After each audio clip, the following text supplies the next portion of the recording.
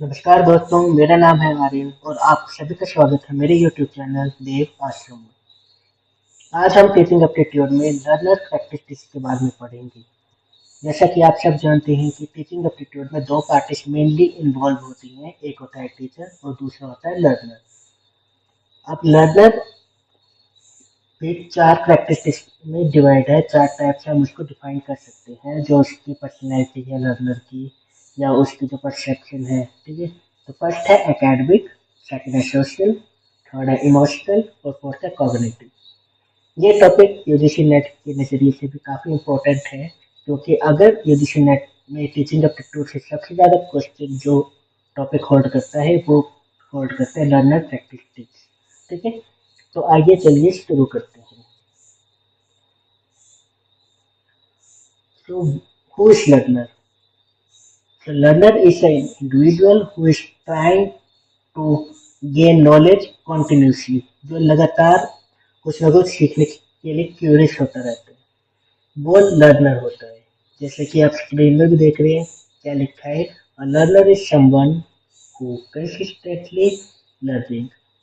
Okay, तो हम सब जानते हैं कि लर्नर होना जो अपनी डेली लाइफ में कुछ ना कुछ सीखता रहता है। ठीक है, एक डिसीजन मेकर के लिए भी ये इम्पोर्टेंट है कि लर्नर की क्या कैरेक्टरिस्टिक्स होनी चाहिए। ये इस हिसाब से भी काफ़ी ज़्यादा मैटर करता है कि लर्निंग के लिए कौन कौन से फैक्टर जो अफेक्ट करते हैं हमारे लर्निंग कैपेबिलिटी को, कौन कौन से फैक्टर अफेक्ट करते हैं। तो कौन कौन से फैक्टर, एक करता है existing knowledge, skill, values, behaviour and preferences. Knowledge means हम कोई न्यू लिटरेचर पढ़ रहे हैं, हमें न्यू नॉलेज हो रही है। ठीक है, स्किल वैल्यूज कि हम अपनी जब बॉडी लैंग्वेज को इन्वॉल्व करते हैं उस नॉलेज में, तो वो हमारे स्किल सेट बन जाता है। और जिससे हमारा एक पर्टिकुलर परसेप्शन चेंज हो जाए, जब परसेप्शन इन्वॉल्व हो जाता है तो वो हमारा बिहेवियर बन जाता है और उसके अकॉर्डिंग हमारी प्रेफरेंसेस भी बन जाती हैं। ठीक है, अब जो लर्निंग है वो स्ट्रॉन्गली किसके ऊपर बेस है, एक इंटेलेक्चुअल लेवल के ऊपर, एक कॉग्निटिव एबिलिटी के ऊपर, एक परसेप्शन के ऊपर जो मैंने आपको पहले ही बताया, और एक पर्सनैलिटी और एटीट्यूड के ऊपर। ठीक है, तो इस पे हम, जैसे कि आप सभी को पता है कि जो लर्निंग कैरेक्टरिस्टिक्स है वो ज़्यादातर कौन से नेचर की होंगी, पर्सनल, एकेडमिक, सोशल या फिर कॉग्निटिव। ठीक है, तो हम उसके बारे में आज पढ़ेंगे। जैसा कि आप स्क्रीन में देख रहे हैं कि मैंने लर्नर प्रैक्टिस को चार स्टेजेस में डिवाइड किया हुआ है। फर्स्ट है पर्सनल प्रैक्टिस, सेकंड है एकेडमिक, थर्ड है सोशल, फोर्थ है कॉग्निटिव। तो पर्सनल क्या हुआ, पर्सनल को हम ऐसे डिफाइन करेंगे डेमोग्राफिक चेंजेस के अकॉर्डिंग, जैसे एज है, जेंडर है, कल्चरल बैकग्राउंड है, लैंग्वेज है, सोशल इकोनॉमिक है।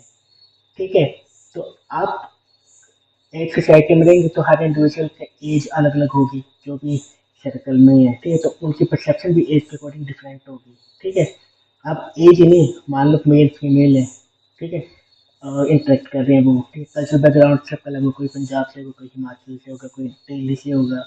ठीक है, अब मैच्योरेशन लेवल में कौन कितना ज़्यादा मैच्योर है, कौन कितना ज़्यादा नॉलेज रखता है, कौन कितना ज़्यादा पेशेंस है जिसके अंदर। ठीक है, लेवल में डिफरेंस आएगा। ठीक है, अब सोशल इकोनॉमिक स्टेटस में डिफरेंस आएगा, कोई ज़्यादा स्टेटस उसका अच्छा होगा, इकोनॉमिक स्टेटस किसी का थोड़ा कम होगा। ठीक है, तो सेकंड है एकेडमिक प्रैक्टिस।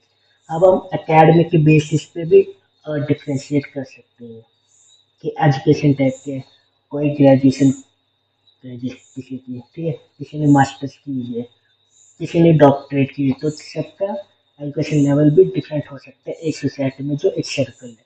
ठीक है, लर्नर्स का। ओके, या फिर नॉलेज के बेस में पूछ सकते हैं कि किसके पास कितना ज़्यादा नॉलेज है और किस सेक्टर में नॉलेज है।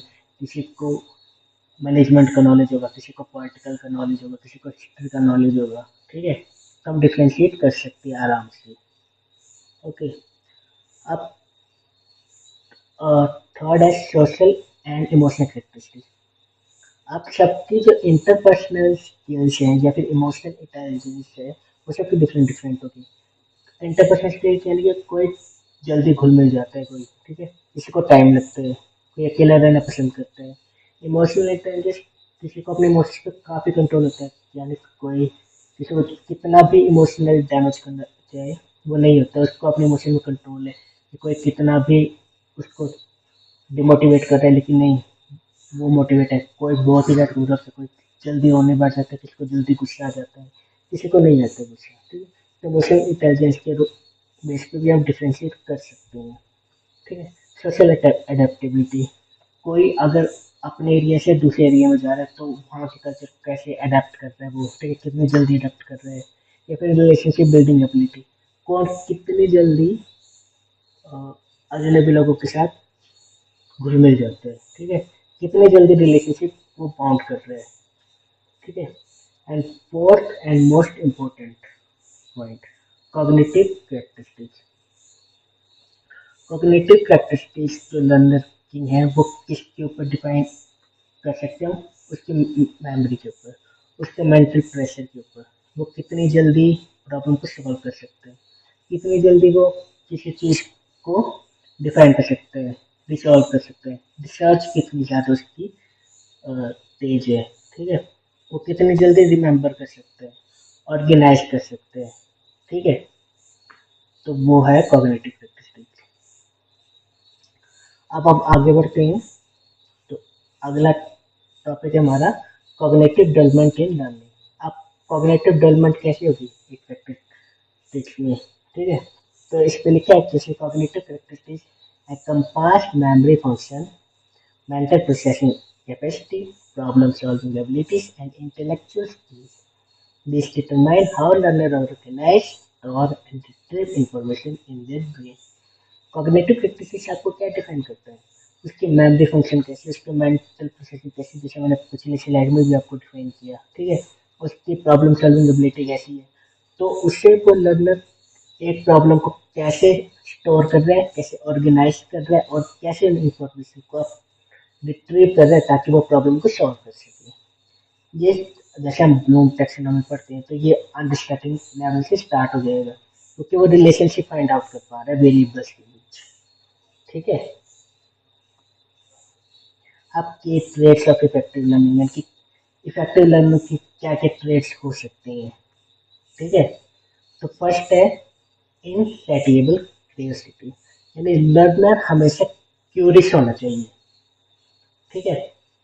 अगर क्यूरियोसिटी नहीं होगी तो लर्नर नहीं फिर, यानी लर्निंग की प्रॉपर डेफिनेशन से आप अपने इसके की ट्रेस निकाल सकते हो। लर्निंग के है परमानेंट चेंज इन बिहेवियर, ठीक है। अगर बिहेवियर को परमानेंट चेंज करना है तो इंडिविजुअल का क्यूरियस होना मोस्ट इम्पोर्टेंट है। अगर उसके अंदर क्यूरियोसिटी नहीं, हंगर नहीं है सीखने की, डिस्कवर करने की कुछ नहीं, ठीक है, तो वो लर्नर नहीं हो सकता, ठीक है। नेक्स्ट है केयरफुल अंडरस्टैंडिंग। अब केयरफुल अंडरस्टैंडिंग मतलब वो रिलेशनशिप कैसे फाइंड आउट कर पा रहे हैं दो वेरिएबल्स के बीच, जैसे इसमें लिखे effective learner interpret stimuli, combine and differentiate information. Combine and differentiate information इसका मतलब क्या है, दो डिफरेंट डिफरेंट या फिर दो से ज़्यादा डिफरेंट डिफरेंट इंफॉर्मेशन को कैसे आप कंबाइन कर सकते हैं या फिर कैसे उसको डिफरेंशिएट निकाल सकते हैं ताकि आप प्रॉपर रिजल्ट तक पहुंच सकें, ठीक है।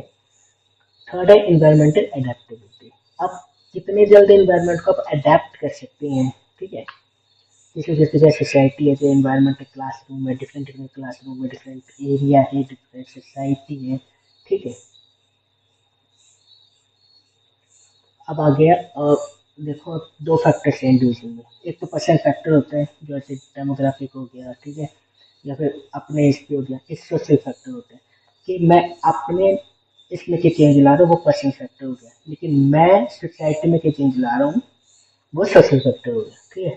तो सोशल कल्चर बैकग्राउंड इम्पैक्ट क्या आपको डिफाइन कर रहे हैं, सोसाइटी में डिफरेंट डिफरेंट कल्चर है जिसको हम बोलते हैं डाइवर्सिटी इन कल्चर, ठीक है।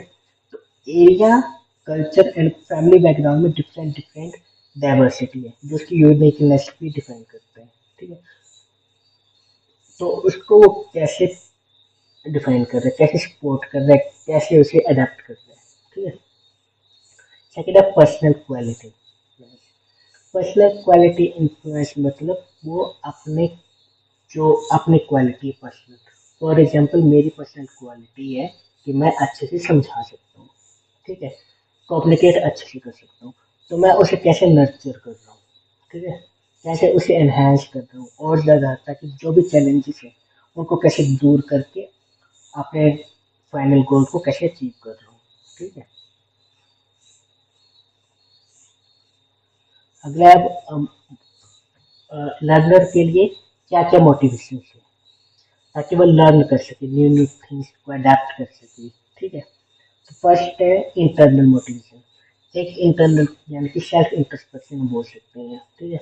तो एक अंदर से फीलिंग आती है कि नहीं मुझे ये सीखना है, ठीक है, तो इंटरनल मोटिवेशन है।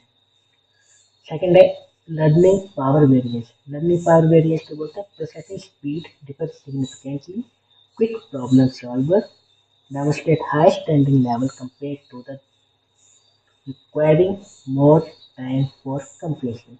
यानी मैं प्रॉब्लम को कितनी जल्दी सॉल्व कर पा रहा हूँ, किस लेवल से सॉल्व कर पा रहा हूँ, जो कि वेरिएंस को डिफाइन करती है, ठीक है। थर्ड है विलिंगनेस टू लर्न। आपकी इच्छा होनी चाहिए किसी भी फैक्टर को या फिर किसी भी बिहेवियर को सीखने की।